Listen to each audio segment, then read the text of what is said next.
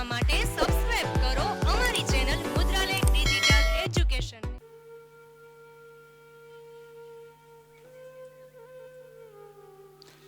નમસ્કાર વિદ્યાર્થી મિત્રો, મુદ્રાલેખ ડિજિટલ એજ્યુકેશનમાં આપનું હાર્દિક સ્વાગત છે. ધોરણ 10 વિષય ગુજરાતી, કાવ્ય 23 લઘુ કાવ્યો છે. દુહા, મુક્તક અને હાઈકુ. મિત્રો, એકદમ લાઘવતાથી એટલે કે ઓછા શબ્દોમાં કહેવાનું જે સાહિત્યનો એક પ્રકાર છે, એ સાહિત્યના પ્રકારમાંનું આ એક સાહિત્ય પ્રકાર છે. દુહા, મુક્તક અને હાઈકુ, આ ત્રણેય સાહિત્ય પ્રકારો અલગ અલગ છે.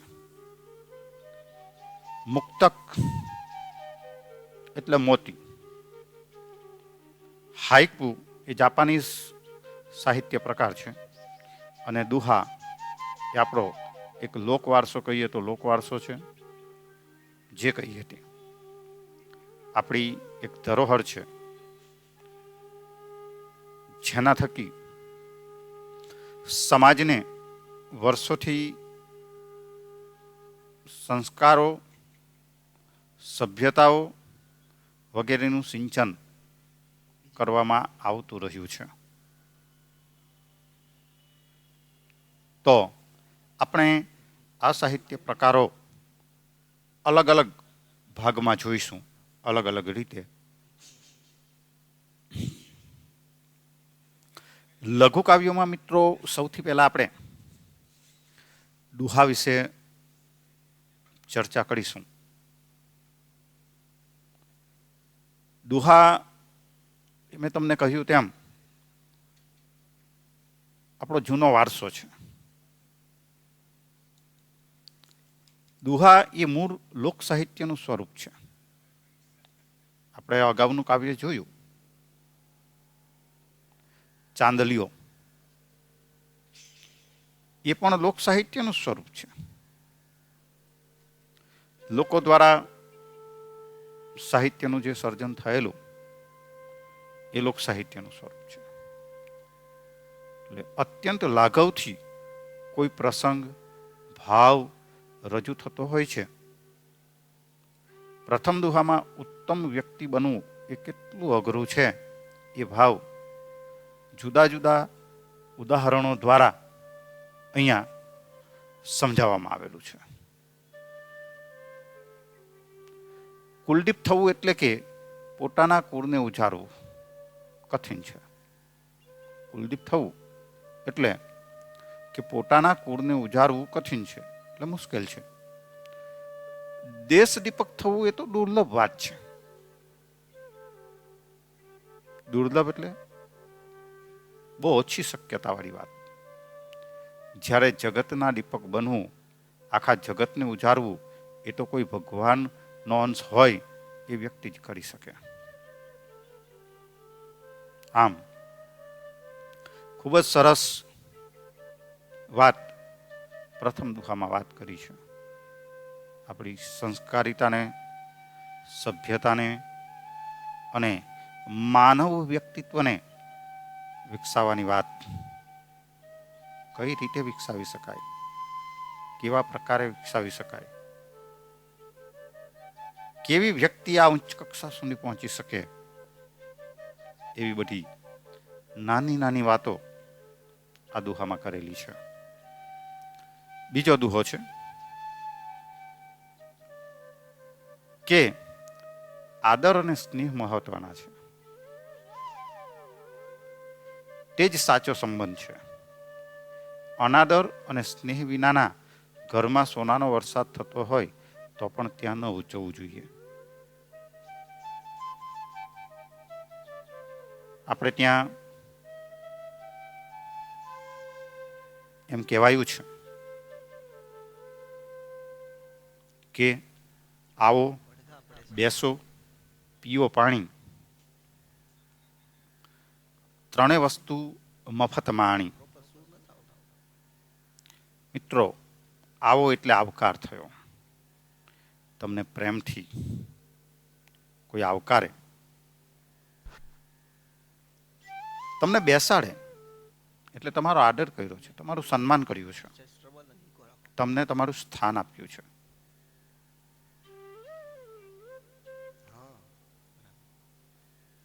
અને બેસતા એક આપણી સભ્યતા પ્રમાણે પાણી આપણી પાસે આવે,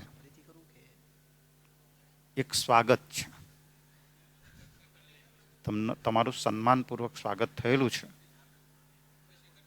અને આટલું કાર્ય કરવામાં તમારે કોઈ વળતર ચૂકવવાનું નથી આવતું, એના પૈસા નથી બેસતા. પણ આ કામ જો તમે યોગ્ય રીતે કરો તો એ કામ કરવા વાળાની કિંમત બહુ મોટી અંકાય છે. અથવા તો હું આજે કહું તો બહુ મોટી અંકાતી હતી. આજે પરિસ્થિતિ બદલાઈ ગઈ છે, એ આપણે એમાં જોઈશું. એ દુહાની જ્યારે ચર્ચા કરીશું ત્યારે. પણ અત્યારે આપણે પહેલો દુહો જોઈએ કે કુલ દીપક થાવ કઠિન, દેશ દીપક દુર્લભ, જગ દીપક જગદીશના અંશી કોક અલભ્ય.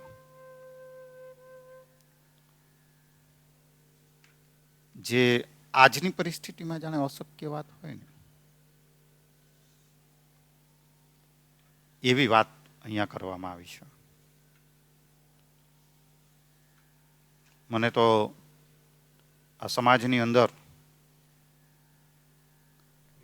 કુળના દીપકની વાત આવે તો એ અંધકારમય જ લાગે છે.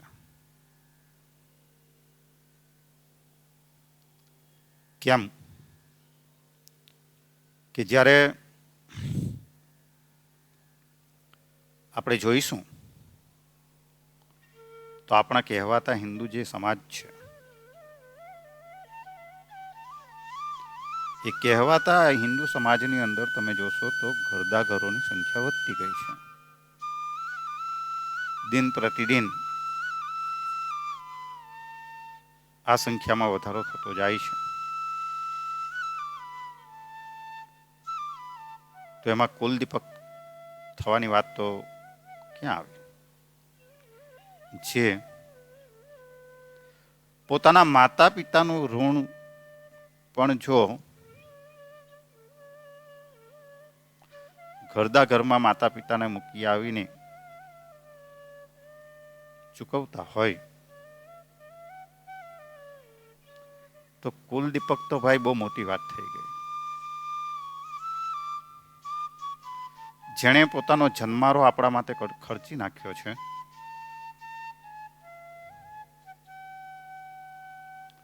એના માટે સહાનુભૂતિ, લાગણી કે હૂંફ આપણે નથી આપી શકતા.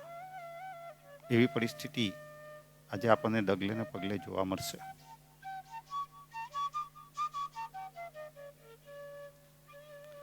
તો કુલદીપકની વાત એ જે તે જમાનાની અંદરની વાત છે. એટલે આજે તો આ કુલદીપક થવું મને અંધકારમય જ લાગે છે. મને ક્યાંય એવું દેખાતું નથી કે કોઈ કુલદીપક શ્રવણની જેમ સૌથી પહેલા પોતાના ઘરને ઉજારે. મિત્રો, કોઈ પણ બાબત હોય શરૂઆત પોતાથી કરવી પડે. પોતે આપણે કરીએ અને એનું ઉદાહરણ સામેવાળામાં બેસાડવું પડે. અને એવું ઉદાહરણ બેસે તો આગળ આપણે વાત કરી શકીએ.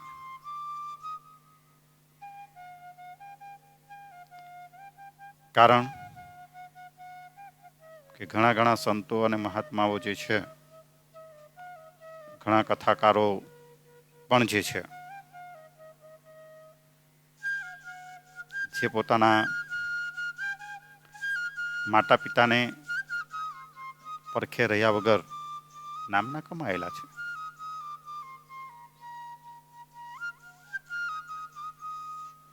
તો આપણે આ વિષય ઉપર ફરી પાછા આવીએ કે આપણા વિષયને અનુરૂપ જ ચર્ચા થતી હતી કે પોતાના કુળને ઉજાડનાર, પોતાના કુળને ઉચ્ચ કક્ષાએ લઈ જનાર, એને પ્રદીપમાન કરનાર કોઈ વ્યક્તિ હોય અથવા તો એવા બનવું હોય તો અઘરું છે, કઠિન છે.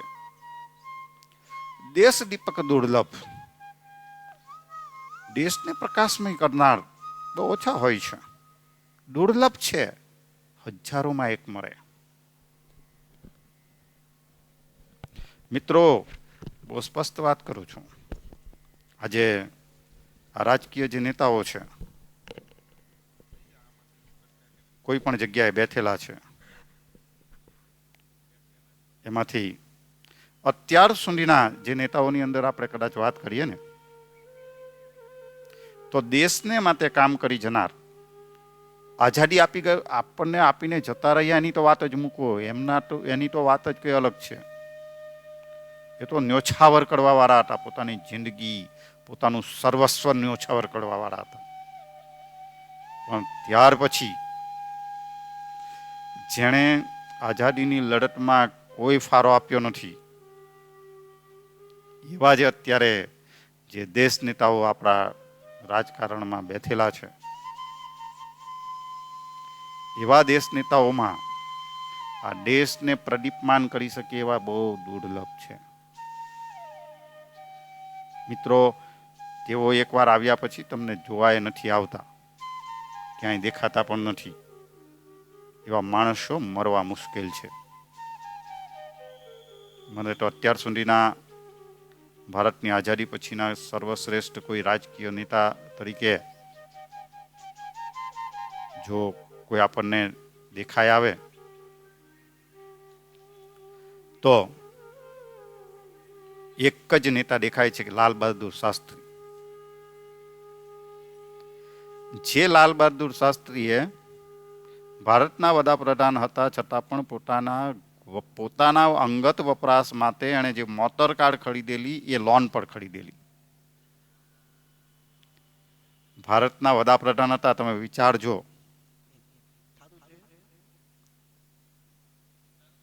લાલ બહાદુર શાસ્ત્રીના દીકરા કોલેજમાં પ્રોફેસરનું ઇન્ટરવ્યુ આપવા માટે ગયેલા ત્યારે લાઈનમાં ઉભા રહેલા.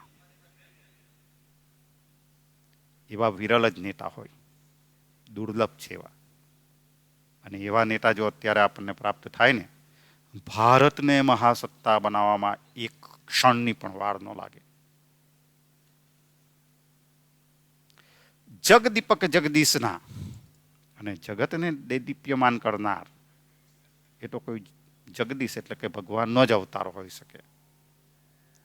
અને એ તો અલભ્ય જ છે, આપણને પ્રાપ્ત જ નથી થવાનું. ચાલો, આપણને જગતને દૈદીપ્યમાન કરી શકે એવા ભગવાન જેવા કોઈ અંશ કોઈ પ્રાપ્ત થાય એ અલભ્ય છે, એ આપણને પ્રાપ્ય જ નથી. કારણ કે આજે નાનામાં નાનો માણસ પણ પોતાનું હિત જુએ છે. એ કુળનું શું જોવાનું? મિત્રો, બીજું છે આપણું દુહ. આવ નહીં આદર નહીં, નહીં નયનમાં નેહ, તે ઘર કદી ન જઈએ, કંચન વર્ષે મેં. અહીંયા કહ્યું છે કે જ્યાં તમને આવકાર ન મળે, જ્યાં તમને આદર માન સન્માન ન મળે, અને જેના ઘરે તમે ગયા છો એના એ ઘરવાળાના તમારા આવવાથી એના આંખોની અંદર જે નેહ એટલે કે સ્નેહ કે જે આનંદ ન જોવા મળે, તે ઘેર કદી ન જવું. ભલે ને એના ઘરે સોનાનો વરસાદ થતો હોય, અધરક પૈસો હોય, ખૂબ સંપત્તિ હોય, પણ જ્યાં તમને આવકાર નહીં મળે, આદર નહીં મળે, અને તમે જેના ઘરે ગયા છો એ તમારા આગમનથી એની આંખોમાં જરા પણ આનંદ જેવું ન જોવા મળે, એવા ઘરે ક્યારેય ન જવું. ભલે સોનાનો વરસાદ થતો હોય. મિત્રો, માણસોના શબ્દો ઉપરથી આપણને આદર સન્માનની વાત મળી જાય. એ બે રીતે હું તમને કહેવા માંગુ છું કે કોઈ તમારા સંબંધી હોય, નજીકના હોય, દૂરના હોય, મોટા બંગલામાં રહેતા હોય, પણ એ માણસ જો તમને એમ કહે કે મારા ઘરે ક્યારેક પગ તો પાડો તમારા, અથવા તો મારા ઘરને તમે આવીને પાવન તો કરો. મોટા મહેલ જેવા બંગલામાં રહે છે, છતાં પણ એ બંગલાને પોતાનું ઘર માનતો હોય ને, ત્યાં તમને આદર સન્માન બધું જ મળશે. કારણ કે ઘર એને જ કહેવાય કે જ્યાં બધા હરીમરીને રહેતા હોય, આવનારનું સન્માન થતું હોય, અતિથિ દેવો ભવ નો નિયમ પરાતો હોય, એવા જ ભલે મહેલો હોય એને ઘર કહેવાય છે. પણ કોઈ સરસ મજાનું 4-5 કરોડનું મહેલ જેવું ઘર બાંધીને રહ્યા હોય, પણ એ વ્યક્તિ જ્યારે તમને આવકારે ત્યારે એમ કહે કે ક્યારેક મારું ઘર જોવા તો આવો, ત્યારે સમજી લેવાનું કે એ તમને એના ઘરે લઈ જશે. અને એ ઘરે લઈ જશે પછી ત્યાં તમને એના મકાનની અંદર એને કઈ કઈ વસ્તુઓ નાખેલી છે, એનો કેટલો ખર્ચો થયેલો છે, એનું બધું કેલ્ક્યુલેશન લગાવીને તમને આપતો જશે ને બધું આખું ઘર દેખાડશે, પણ પાણી સુદ્ધા પૂછશે નહીં. એટલે આટલો તફાવત છે. કોઈ ભલે ઝૂંપડીમાં રહેતો હોય પણ એ કહે કે મારા ઘરે આવો, તો એના અંતરાત્માની અંદર તમારા પ્રત્યે સ્નેહ, આદર, સન્માન બધું જ મળશે. પણ કોઈ એમ કહેશે કે મકાને આવો, તો આ રીતનું તમારું સન્માન થશે. એટલે કે જ્યાં તમને આવકાર ન મળતો હોય, જ્યાં તમારું સન્માન ન થતું હોય, અને તમારા જવાથી તે ઘરના સભ્યોના આંખોમાં આનંદ ન ઉભરાતો હોય, એવા ઘરે ક્યારેય ન જવું જોઈએ. ભલે ને એના ઘરે પૈસાનો વરસાદ થતો હોય, સોનાનો વરસાદ થતો હોય. એ વાત અહીંયા કવિ કહેવા માંગે છે. મિત્રો, તમે જેના માધ્યમથી એજ્યુકેશન મેળવી રહ્યા છો એવી અમારી ચેનલ મુદ્રાલેખ ડિજિટલ એજ્યુકેશનને સબસ્ક્રાઇબ કરો, લાઇક કરો અને વધુને વધુ શેર કરો. આ ઉપરાંત અમારા ડિજિટલ એજ્યુકેશનના માધ્યમોનો પરિચય કરાવું તો પ્લે સ્ટોરમાં 11/12 કોમર્સ ગુરુ નામે એપ્લિકેશન છે. આ ઉપરાંત FB અને ઇન્સ્ટામાં પણ મુદ્રાલેખ ડિજિટલ એજ્યુકેશન નામે પેજ ચાલે છે. Thank you. Come again. Best of luck.